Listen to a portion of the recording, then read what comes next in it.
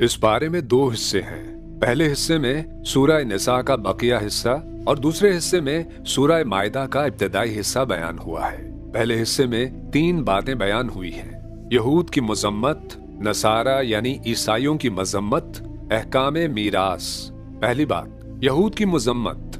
یہودیوں نے حضرت عیسیٰ علیہ السلام کو قتل کرنے کی سازش کی، مگر اللہ تعالیٰ نے حضرت عیسیٰ علیہ السلام کی حفاظت فرمائی اور زندہ آسمان پر اٹھا لیا۔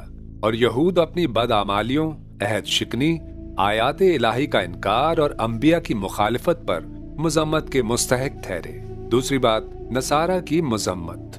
نصارہ یعنی عیسائی حضرت عیسیٰ علیہ السلام کے بارے میں حد سے بڑھ گئے اور انہیں اللہ کا بیٹا قرار دے کر باپ، بیٹا اور روح القدس پر مشتمل عقیدہ تثلیث اختیار کر لیا۔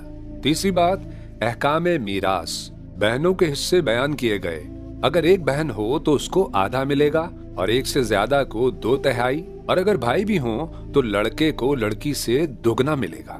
اس کے بعد چھٹے پارے کے دوسرے حصے میں سورہ مائدہ کا ابتدائی حصہ بیان ہوا ہے۔ اس میں 5 باتیں ہیں۔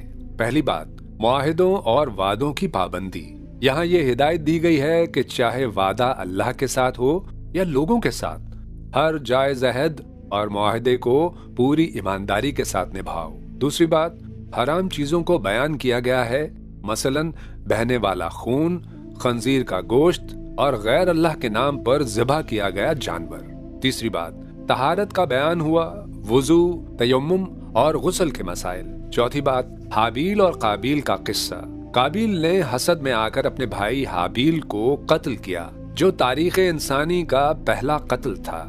اس واقعے کو بیان کرنے کے بعد قتل اور چوری جیسے جرائم کی سخت ممانعت اور سزاؤں پر حکم دیا گیا۔ پانچویں بات، یہود و نصارہ کی مذمت۔ یہود و نصارہ خود کو اللہ تعالیٰ کا بیٹا کہلاتے تھے، حالانکہ ان پر اللہ کا عذاب بھی آتا رہا۔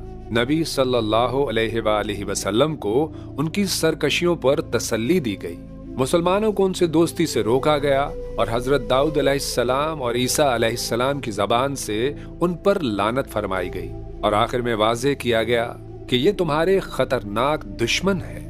یوں گزاریں اس برس رمضان کو، اب سمجھ کے پڑھنا ہے قرآن کو۔